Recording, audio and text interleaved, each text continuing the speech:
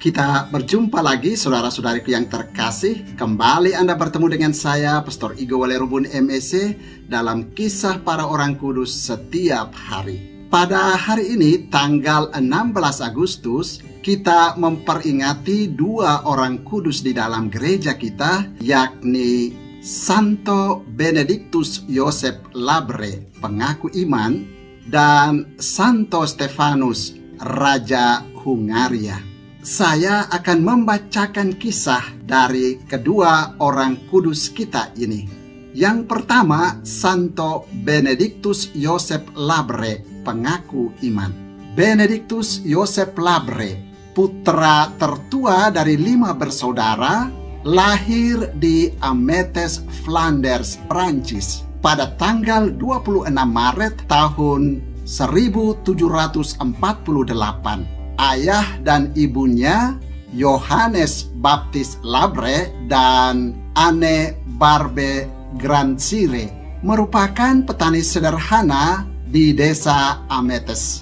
Pendidikan keras ayahnya membuat Benedictus bertumbuh menjadi seorang pekerja keras, cermat, cekatan, dan beriman. Satu-satunya cita-cita yang membakar hatinya ialah menjadi abdi Allah sebagai imam atau biarawan. Pada umur 12 tahun, ia mulai menjalani pendidikan imamat di bawah bimbingan pamannya, Pastor François Labre. 4 tahun kemudian, ia diterima di biara pertapaan Kartusian di Montreuil-sur-Mer. Aturan hidup di biara ini terkenal keras. Di biara ini, Benedictus hanya bertahan selama sebulan karena gangguan kesehatan. Tidak lama kemudian, ia mengajukan permohonan ke sebuah biara di La Trappe. Sayangnya, permohonannya ditolak karena ia masih muda. Benedictus kemudian diterima di sebuah biara Trappist di Septfonds. 6 bulan kemudian, ia terpaksa meninggalkan biara itu karena mengalami gangguan kesehatan lagi. Sejak itu, Benedictus mulai menyadari bahwa panggilannya untuk menjadi abdi Allah harus dilaksanakan dengan tetap menjadi seorang awam, sebagaimana Yesus dan para rasul. Karena itu, ia berkeputusan untuk menjadi pesiarah. Antara tahun 1770 dan 1777, ia menjelajahi semua kota besar di Eropa Barat, seperti kota-kota di Jerman, Prancis, Spanyol, dan Italia. Akhirnya, ia menetap di Roma. Di sana, Benedictus menjadi pengemis yang hidup dari belas kasihan orang lain. Ia rajin mengunjungi gereja-gereja untuk berdoa dan merayakan Ekaristi. Pada awal masa puasa tahun 1783, ia jatuh sakit lalu meninggal dunia pada hari Jumat Agung tanggal 7 April tahun 1783.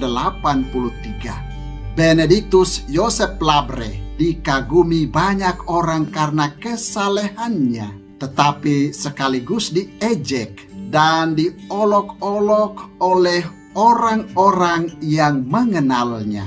Keramahan dan kerendahan hatinya, cinta dan kesalehannya mengilhami banyak orang di kota Roma. Selama masa hidupnya yang diliputi kesengsaraan, ia dikaruniai banyak penglihatan ajaib.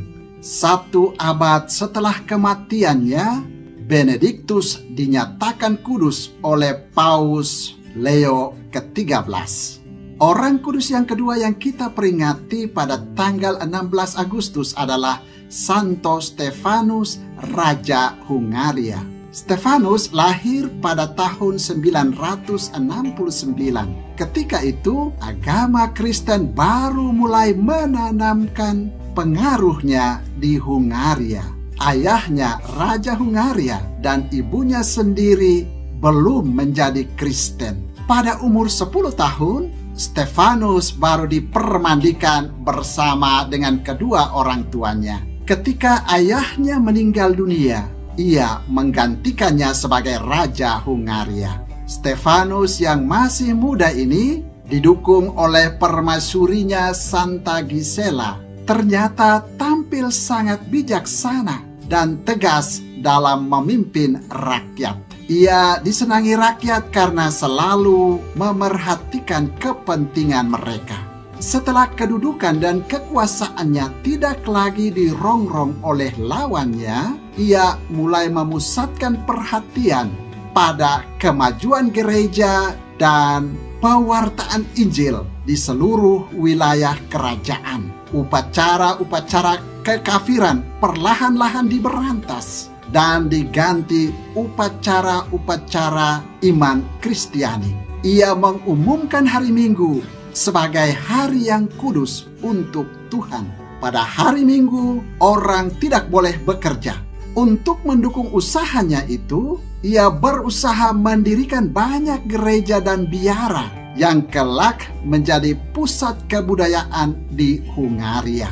Ia mengutus beberapa pembantu dekatnya kepada Paus Silvester II untuk meminta tenaga-tenaga imam dan memohon kiranya Paus mengurapi dia menjadi Raja Hungaria. Dengan senang hati, Paus mengabulkan dua permohonan itu.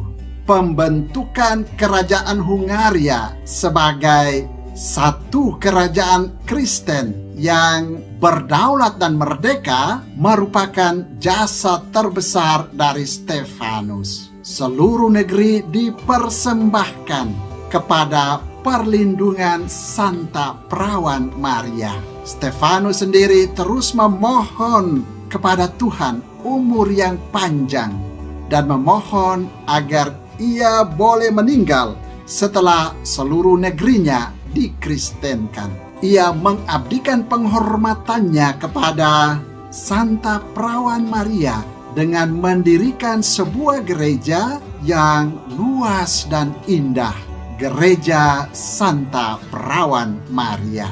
Putranya Santo Emerikus dididiknya dengan sungguh-sungguh mengikuti tata cara Kristiani, karena ia berharap bahwa kelak putranya itu dapat menggantikan dia sebagai raja.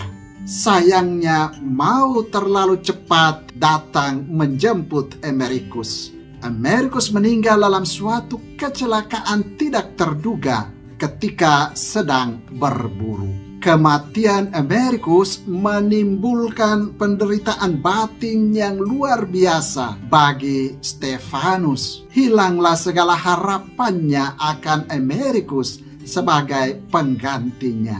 Di antara kaum kerabatnya timbullah percekcokan tentang siapa yang pantas menggantikan dia kelak bila dia meninggal dunia. Sehubungan dengan itu, Stefanus mendesak para pembantunya agar mereka tetap adil dan jujur serta taat kepada undang-undang kerajaan dan kepada Paus di Roma. Raja yang suci ini meninggal dunia pada tanggal 15 Agustus tahun 1038. Bersama putranya Emerikus, Stefanus dihormati gereja sebagai orang kudus.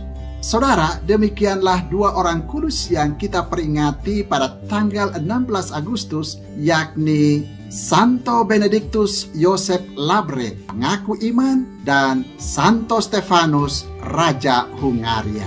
Santo Benedictus Joseph Labre dan Santo Stefanus, doakanlah kami. Tuhan memberkati.